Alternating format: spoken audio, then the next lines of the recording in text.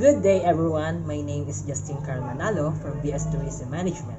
For today's video, I'm going to discuss my insights and gain knowledge from our previous lesson in our major subject, which is tourism impacts on the environment. Tourism can either help or hurt conservation efforts. Tourism growth and diversity had a growing environmental impact on protected environments.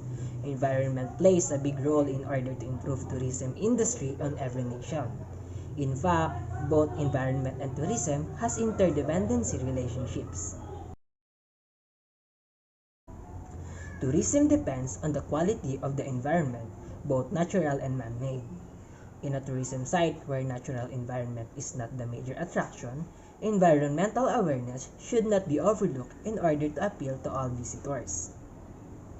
Tourism has the ability to have a positive impact on the environment by contributing to environmental protection and conservation through key community activities such as volunteer for cleanups in your community, reduce, reuse, and recycle, cut down on what you throw away, follow the 3 R's to conserve our natural resources and landfill spaces. Educate. When you further your own education, you can help others to understand the importance and value of our natural resources. Plant a tree. Trees provide food and oxygen. They help save energy, clean the air, and help combat climate change. The negative effects of tourist development may eventually deplete the natural resources that it relies on. When tourists increase consumption in places where resources are already scarce, it can put pressure on natural resources, such as air pollution. In response to a growing number of tourists and their increased mobility, air, road, and rail transportations are all increasing. It causes annoyance, tensions, and even hearing loss in humans, as well as distress in wildlife and alteration of natural activity patterns in animals. Water depletion. The tourism industry usually overuse water resources for hotels and other buildings that requires water. This can lead to water shortage and deterioration of water supplies as well as increased wastewater generation. Solid waste and littering can harm the physical look of our land and water, as well as cause the death of marine and terrestrial creatures, and inappropriate disposal can be major despoiler of natural environments such as river, scenic regions, and roadsides.